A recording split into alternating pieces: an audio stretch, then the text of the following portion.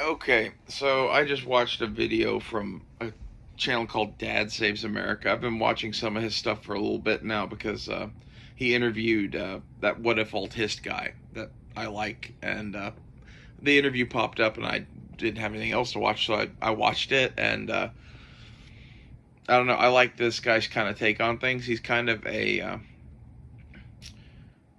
I don't know, normal everyman dad who is pretty left wing, kind of like was a California Democrat, basically. I think.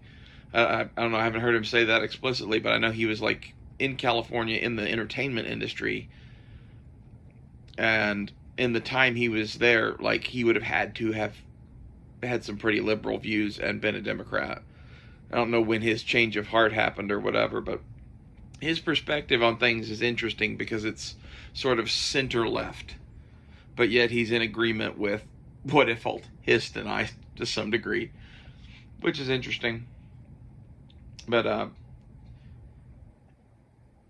this is a video response to him and kind of a challenge to Shafe and Sopal, who I sent links to this video to in their comments, to listen to what he says and make a response to him and me, because I'm kind of going to do, I don't know, 20 or 30 minutes here on what I thought of what he said and how it influenced kind of my view of what's going on.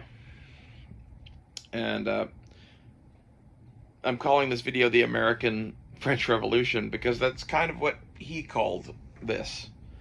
And I never really looked at it from that perspective, but I've been saying, oh, there's going to be a civil war or whatever. And like, I think what this guy's saying is more accurate to what might actually happen. And that, like, the French Revolution was a civil war, but the, like, fighting of it didn't last that long. I don't remember how long, but it was like days, I think. There was some squabbles in the streets. The military kind of broke into a couple pieces and fought each other for a minute or two. And when one side was clearly going to win, they just got power. And that happened relatively quickly in the French Revolution. And I could kind of see that happening here. Like, I could see the left doing something so stupid that it causes there to be violence. And because of the nature of everything that's going on in our country, it is very short lived. But it results with one group or the other in fucking power, basically. And kind of a new system, probably. Depends on who gets power, I guess. But, you know, in his video, he pointed out that, you know, basically the angry young man problem is on both sides. It's, you know, there's all these lefty woke people that are angry young people, and then there are people on the right wing. And the interesting part that he pointed out is that all of the Democrat woke people are obviously kind of socialist, communisty, whatever, right? But like half or better of the people who voted for Trump that are young also are for socialism. And, you know, if those are the sorts of voices in the right wing movement that lead the movement and end up winning, and now we have a kind of socialisty American, probably likes the Constitution sort of thing going on, like that would be so weird. I find that really hard to imagine, but like from what he laid out and just what I know of my friends who are right wing, like even myself, the situation in which we've found ourselves in where like we live in runaway crony capitalism. Like, I watched a video the other day by a guy named Johnny Harris, who I kind of hate, but it's worth watching this video. I forget what it was called, but it was on basically the pay of the everyman versus the elite from, you know, 1950 to 2025. And it's fucking shocking. Like in 1950, you could buy a very nice home that is now worth hundreds of thousands of dollars for 2 years' salary, and your year's salary was probably like 5 or 10 grand. And we've gone from that all the way to, well, your average home price is a couple $100,000, and you make, 40, $50,000 a year. So can you ever buy a home? Probably not. And between that kind of shit mixed with what's been going on with basically the liberal takeover of the education system of this country and its effects on the women of this country, it's made a situation where basically there are no women that are worth fucking dating, marrying, and pursuing. There's basically whores and like crazy ass feminists and not much in between, to be honest. Like, dating in 2025 as a conservative man is a fucking nightmare. And I think that it would not take very much to get these young angry conservative men to blame all of that on this woke leftist ideology bullshit, especially being taught in our schools from like kindergarten to fucking grave.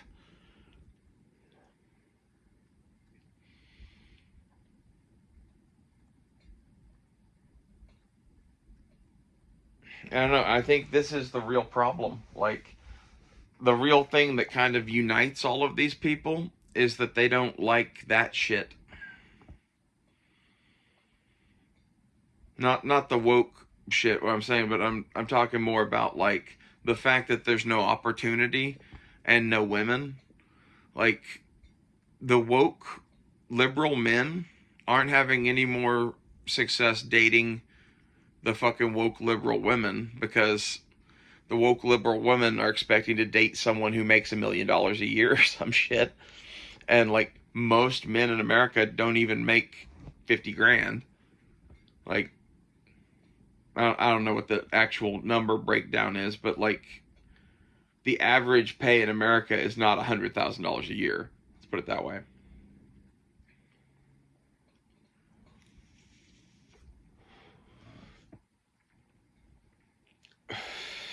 And I think as one of these two sides starts to pick up steam and win, the opposing side is going to start to bleed people who are in the moderate zone, basically. There's a whole bunch of people that like they want to be on the winning side more than anything, really, but at the end of the day too, they would see, hey, I don't really give a shit about this woke stuff. I'm not dying for that shit. And these conservative people are making some sense because they're talking about actually fixing my real problems. So I think there's going to be some bleed off from that if the conservatives start to win. And the real question to me is, okay, so we have these angry young conservative men. Who is leading them? And who do they take orders from? And like, are they even connected into right-wing politics at all? Or do they view them as part of the problem? Like, this whole thing is a fucking like big question mark. But it's where we could have something that looks a lot more like the French Revolution than like a fucking American Civil War. And I think it's actually highly more likely now that he's pointed it out. Like, I think the war would be fucking over pretty quick. Because it would be, basically whichever side fucking could capture the other first. And if they captured the seat of power, I think it would be over relatively quickly. I don't know. It's one of those things that it could go on longer, and if that is the case, then it's not going to look like a French Revolution. But like The French Revolution was followed by 20 years of fucking chaos or more. And then the whole Napoleon thing.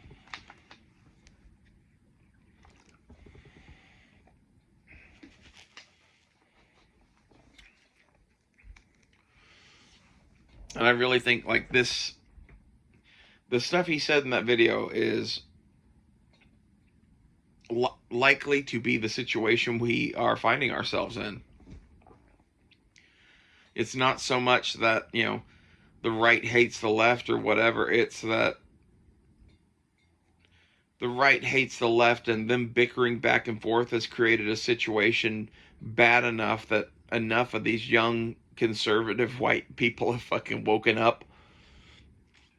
And eventually, when everything comes to a head, most of the young conservative white people are not really racist. Like, there's probably like 5% that are fucking some sort of Nazis. The other 95% aren't. So, like, there's a shitload of conservative black and Mexican men too. And all of those people are going to be on one side, united by, hey, we don't like the fucking left and we don't like what's going on and yada, yada, yada. And are those foot soldiers for our current right-wing establishment?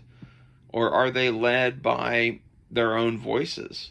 The people who would be fighting are, 18 to 40 probably. And that, 25 to 40 demographic is all of the veterans of GWAT. And basically all of the combat arms veterans I've ever fucking met were right-wing. Basically all of the SF people I've ever met were right-wing.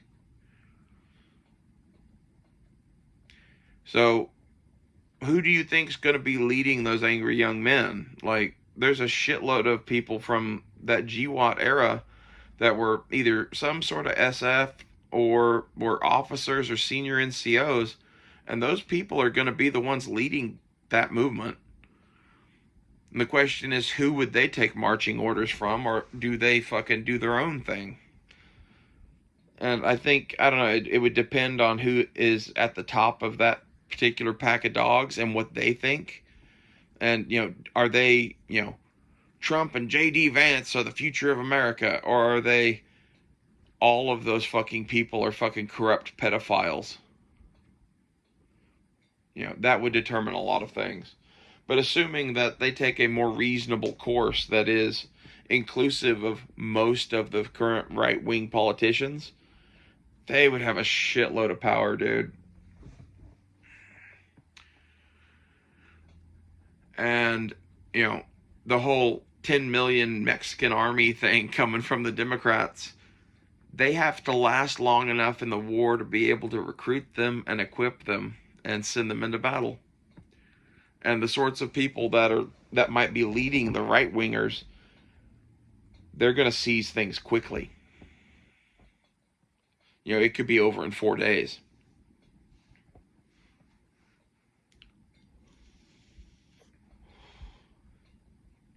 And then the question is that a movement to restore the Constitution? Or is that a movement to be right-wing socialists? And, not so much right-wing socialists, but basically fix the system back to a point where, like, our current system is rigged so that the rich get richer and the poor get poorer. You can go fucking find that Johnny Harris video if you want, but, like, the graphs don't lie, people. Basically, since the 1950s, the rich have been getting richer and the poor have been getting poorer, and it started getting an exponential rate after 1980.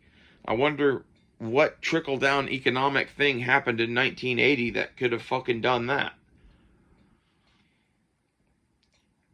And I think the result of this right-winger young man movement is going to be whatever movement the fucking government or politics takes in the future is going to be one of what is actually going on and how do we fix the problem for the most people. Because if it's not that, you're going to lose all these fucking infantrymen.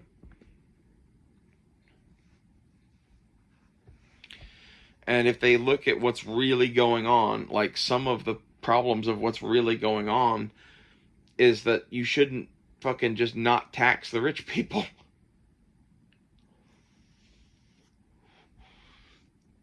You know, you shouldn't have fucking racism and sexism just baked into all of your hiring practices to the point that, like, you destroy America.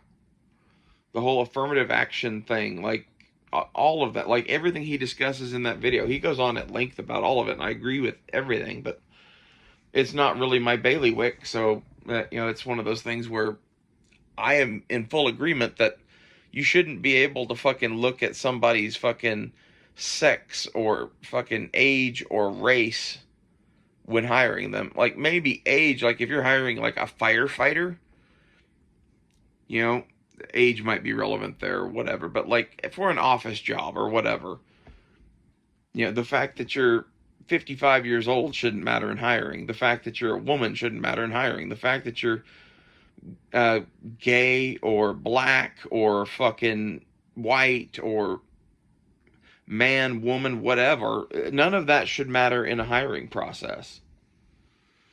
You know, unless it's male fashion model or female actress or something like that, you know, like there's a reasonable amount of common sense here. And I would hope that that would come to the surface, but that's not guaranteed to come to the surface. Like, some of the voices on the right are pretty fucking crazy. And what if those are the voices that these people that are going to be leading this are listening to? You know, he talks at length about Nick Fuentes, who I've never heard Nick Fuentes speak. I don't really care to. I'm going to go watch him and Dave Smith because I heard that is good. He mentions it in this video. But I'm not a fan of Nick Fuentes because basically he's a Nazi. Like, he believes in some fucking shit that is like anti-Semitic and fascist from what I understand. So I don't think it's a stretch to call him a Nazi. I'm not saying he's a Nazi like, you know, everyone calls everyone a Nazi right now. I'm saying some of the stuff he says legitimately sounds like Adolf Hitler. That's concerning. And the fact that, like, there a lot of young men on the right wing listen to Nick Fuentes and think, man, yeah, that's what's going on. And they think this because of this, like, racial situation that we've caused to happen in America. And I'm not sure really what did that. Like, it seems to be purposeful because, I don't know, maybe I view the 90s with rose-tinted glasses, and he talks about this in this video too, but from my perspective, until Barack Obama was elected, race relations in this country were pretty good. That started souring things, and then it kept getting sourer. And he points out that things just took a nosedive in like 2013, race relations in this country. And I would have to go back and look and see what happened in 2013. But that wasn't a particularly good year. You know, we were all buying guns like crazy. I remember that much.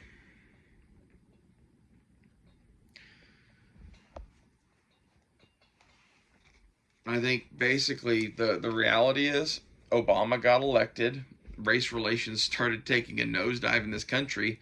And by 2012, 2013 or so, it was at the point where people were starting to notice the effects.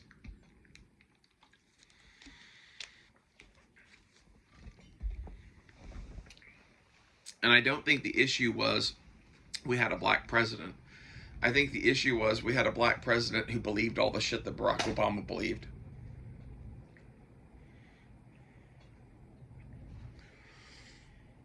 I don't know. I'm more or less making this video not to give my thoughts on this, but so much as to point you to go watch this video. And I'm very curious to see what SoPal and Shafe have to say to his video.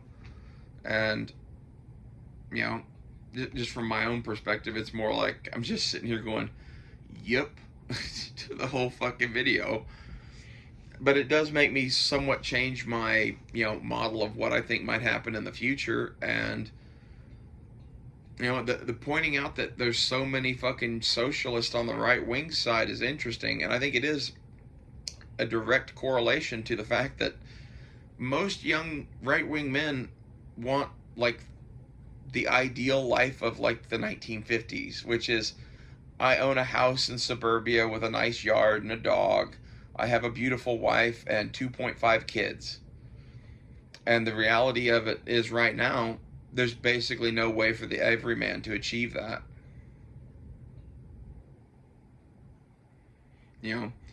I did the math on some of this earlier, and in order to have the life that, my grandfather would have had in 1950, I probably have to be making about 200 grand a year. In order to have a full-time stay-at-home wife and, 2.5 kids and 2 cars and a dog, and, the house would have to be big enough to have all of that. Something like 200 grand a year would be able to do that and have money left over and be comfortable where I am.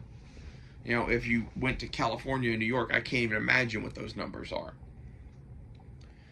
The issue is, the average person where I live in Oklahoma makes, I don't know, somewhere between 40 and 60 grand a year for the most part. Really, average is more like 30 or 40 probably. So, 200 grand, I'm making 40 grand a year. There's a lot to make up for in there. And here's where, well, maybe your wife could get a job too. Well, okay, now your wife has a job and she's making, let's say she makes more than you, because this is kind of the nature of the world right now, is it seems like there's a shitload of jobs that are very female dominated that can make pretty decent living. And, like, maybe you're married to a nurse or whatever, and she makes 100 grand a year. Well, you needed 200 grand a year to be happy, and now you have 140, and she owes student loans for nursing school, and I don't know what else. Like, there's a bunch of other shit that's going to factor into that number. But the point is, 140 is not 200. So at 140, you could probably scrape by and have some of this, but you wouldn't have any money left over for fun, and you would be working extra hours in order to cover it probably. And at the same time, you'd be paying for childcare. And I think for most right-wing men, they want a stay-at-home wife because of the fact that they want children. And if you want children, you probably don't want them raised by a nanny or by the school system. And the natural thing to do is have the mom stay home and take care of the kids, especially when they're really young. Because ideally, she'll be breastfeeding those kids. And, like, there's at least going to be a, probably 4 or 5 year period where your wife shouldn't have a job. And you're going to have to make enough money to cover that.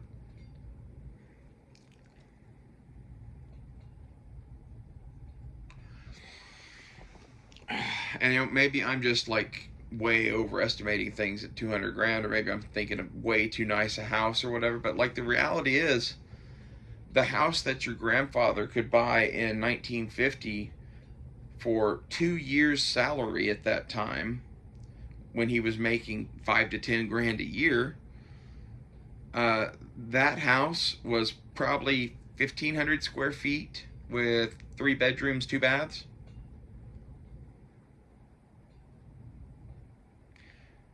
That was the kind of, like, shit they were building in suburbia at that time. So that is the kind of house that I'm figuring we're wanting to live in. Like, you could make adjustments to that or whatever. And then, like, two fairly nice new cars, those are expensive. Raising and feeding and clothing and schooling and everything else for two and a half kids, that's fucking expensive. Like, I picked my number with some well reasoning.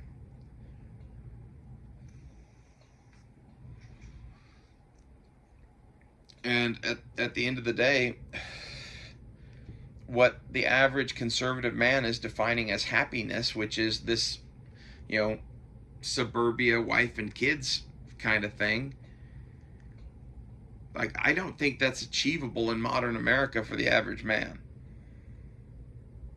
And I think that's going to be the thing that unites whoever it is that actually gets so mad they start fighting in this shit. And whoever that is probably going to be the one that takes over.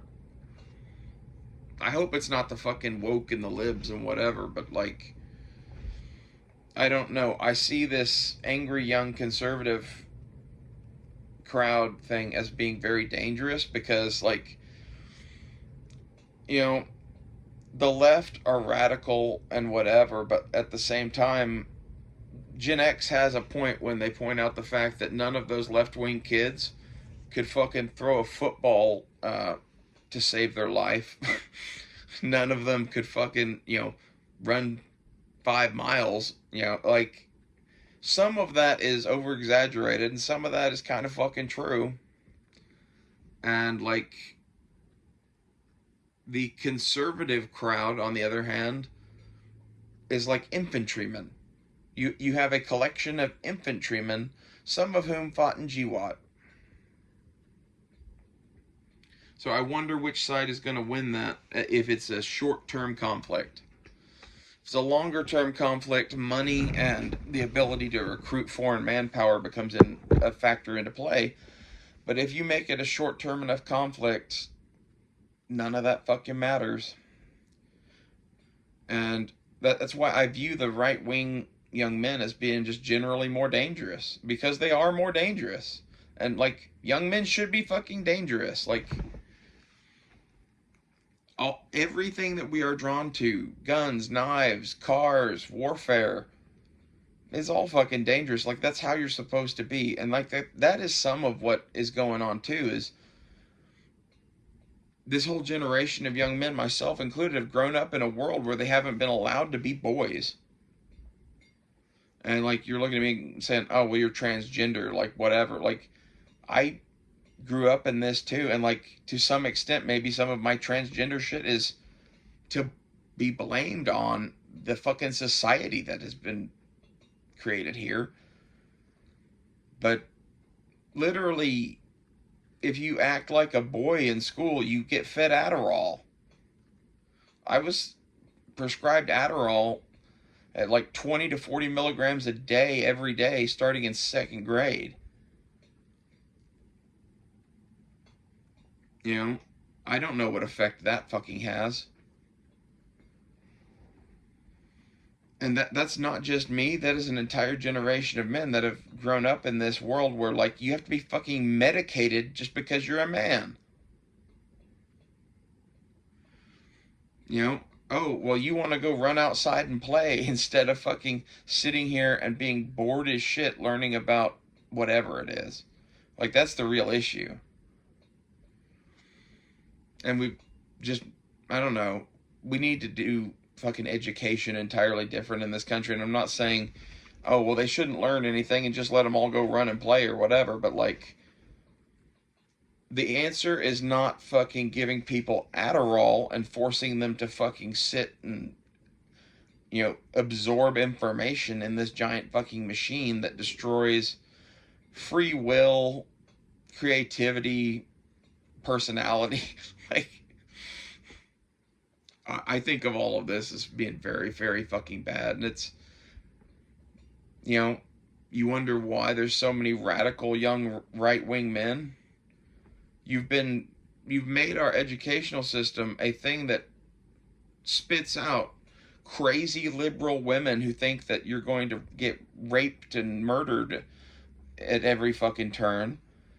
And men who are ultra conservative and believe a bunch of very mannish things, and one of the things that they believe is basically that this is fucking wrong, and they're sitting there biding their time until it is time to fix it.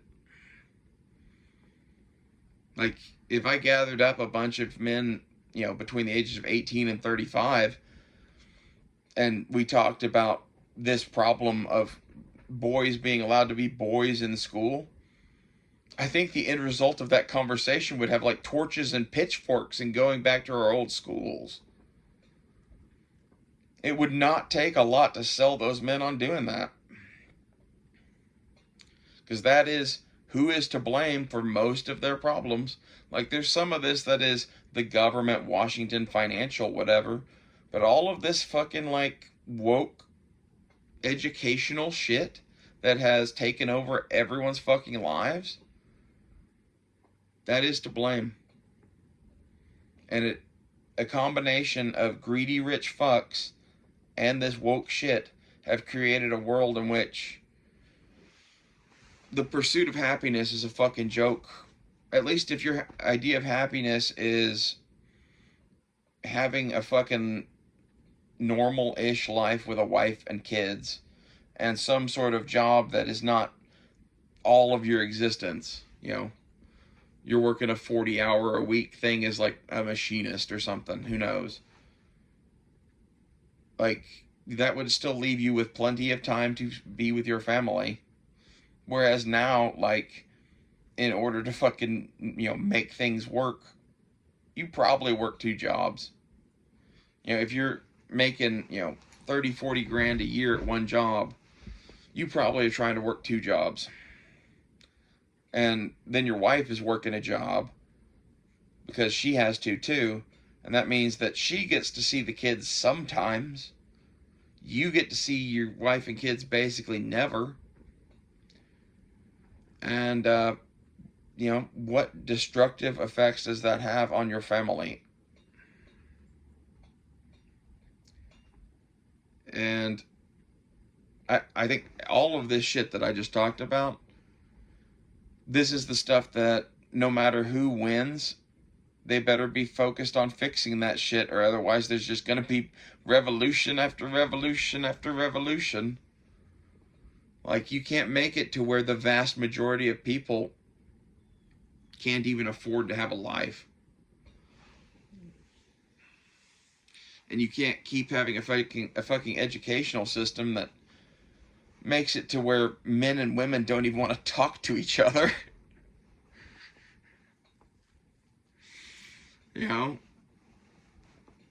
We've created a system where the women are just getting rewarded for being them, and the boys are being put on Adderall and beaten in the corner. Like, we have very different opinions on what just happened, girls. I don't know. We lost the point of this video long ago, but I want to wrap this up. This has gone on too long. I'm curious, go watch that Dad Saves America video and make a response video or leave a comment or something. I'm curious as to what you think about it. His video is fucking 40 minutes long or something like that. But it's interesting. And, I don't think we're really looking at the American Civil War 2.0. I think we're looking at the American French Revolution. And that, I guess that means I'm still a little bit right, because that is a type of civil war. And kind of my general prediction on all of this has been, basically, we are building up to something, and I don't know if that is a civil war or a revolution. I've said that many times, so, technically right. But at the same time, like, he just says a lot of shit that I either agree with or hadn't thought of in the way that he was saying it. I found it very interesting, and go check it out. I'm curious to see what the video responses say. I figure Backwoods might send me one too. I don't know who else, but I'll watch those as they happen. So I'll see you guys later.